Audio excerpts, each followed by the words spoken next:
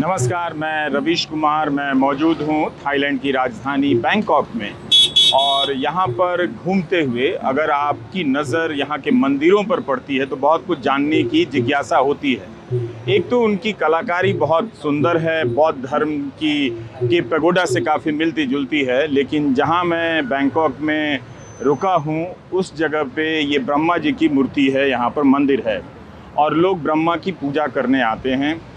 मंत्रों के शब्द बिल्कुल अलग हैं, लेकिन जो थालियों में फूल, माला और अगरबत्ती लेकर यहाँ पूजा करने आते हैं और मूर्तियाँ चढ़ाते हैं, ये ठीक इस तरह की प्रथा हमारे अपने भारत में भी अलग अलग मंदिरों में देखी जाती है। लोग बहुत ध्यान से और मान से यहाँ पर ब्रह्मा की पूजा करने आते हैं और ये बहुत ही लोकप्रिय जगह है। बहुत श्रद्धा के साथ इनकी पूजा पद्धति है और कोई पूजा कराने वाला पुजारी या पंडा नहीं है। ये अपनी तरफ से अगरबत्ती लेते हैं, जलाते हैं या बिना जलाए भी उसे वहाँ पर रख देते हैं। तो मैं चाहता हूँ कि आप थाईलैंड के ब्रह्मा जी का दर्शन करें हमारे इस वीडियो में, क्योंकि यहाँ आने का एक फ़ायदा उन लोगों को मिलना ही चाहिए जो कभी थाईलैंड नहीं आ सकते, बैंकॉक नहीं आ सकते, और आते भी हैं तो उनकी नज़र इस तरह की सांस्कृतिक चीज़ों पर नहीं होती है, धर्म को जानने के लिए नहीं होती है। अगर वो जानेंगे तो पता चलेगा कि कितना कुछ सबका मिलता जुलता है। ये जो अलग करने वाले लोग हैं, ये दिन भर गेहूँ और उसके दूसरे अनाज के दानों को अलग करते रहते हैं, मगर सब अनाज का एक ही उद्देश्य है, आपका पेट भरना। तो ये वीडियो ज़रूर देखिए।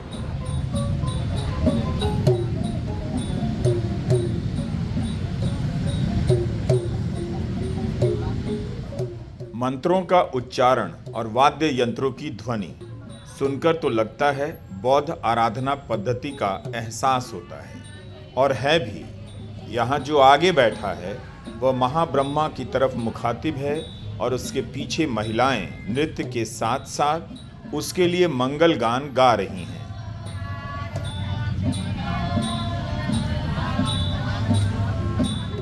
पास में खड़े गुलाबी टी शर्ट वाले इस व्यक्ति के हाथ में कई सारी पर्चियां हैं। यहाँ पर लोग कतार में लगे हैं, अपनी बारी का इंतजार कर रहे हैं। गुलाबी टी शर्ट वाला नाम पुकारता है और कोई आगे आकर बैठ जाता है।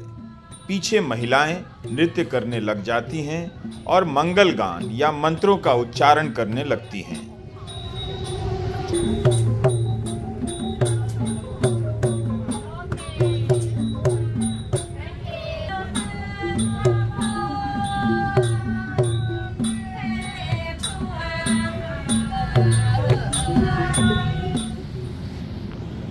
बैंकॉक के रचा प्रसोंग इंटरसेक्शन पर स्थित है थाओ महाब्रह्मा मंदिर।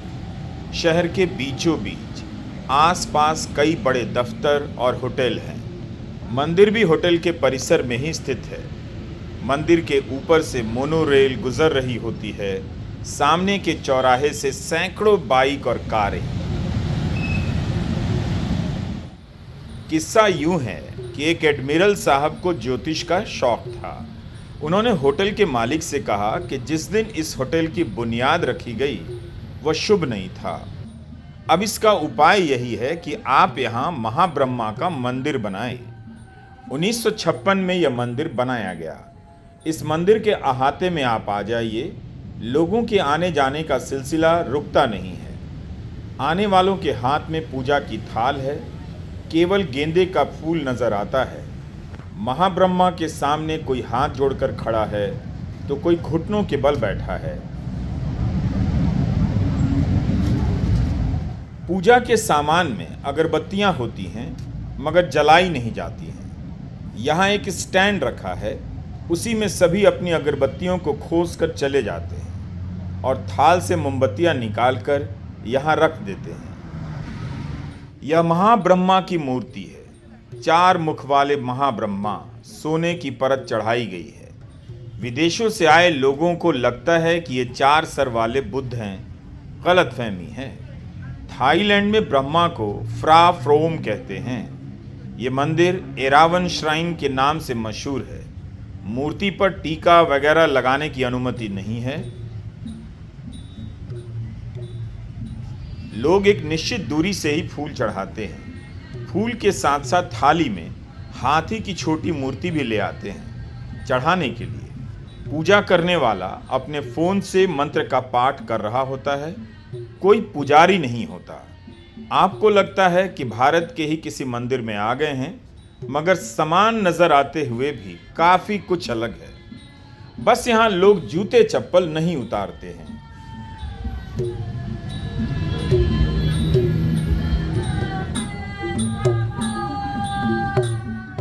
इस विधि के बारे में ज्यादा प्रमाणिक जानकारी नहीं जुटा सका।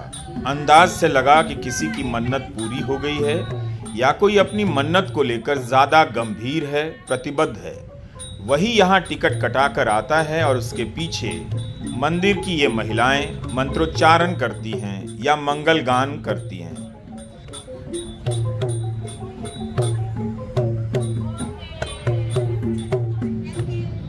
इंटरनेट से हमें एक और कहानी मिली। पास ही के एक इलाके में एक होटल बना, उसकी बुरी नज़र टालने के लिए मंदिर बनाया गया। बार बार उस होटल में दुर्घटनाएं हो रही थी, मगर थाओ महाब्रह्मा मंदिर के बाहर जो बोर्ड लगा है उसमें इस कथा का इस तरह से जिक्र नहीं है। मंदिर परिसर की इस दुकान में आपको अलग अलग प्रकार के हाथी की मूर्ति मिलेगी, छोटे हाथी से लेकर बड़े हाथी की मूर्ति। लगता है यह मन्नत पूरी होने के वक्त चढ़ाया जाता होगा।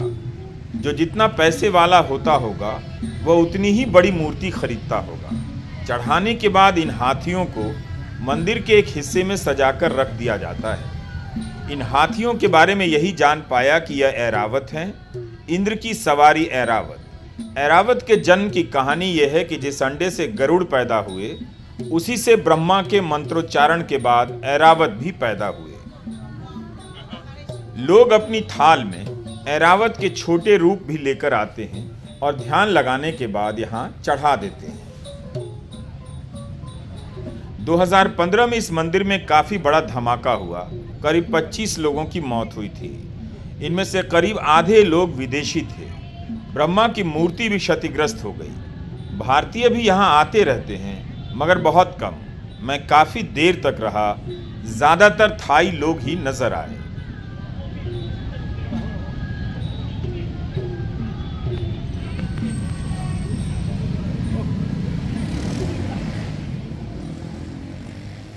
पूरे थाईलैंड में मंदिर काफी भव्य नजर आते हैं। ब्रह्मा की और भी मूर्तियां हैं और मंदिर हैं।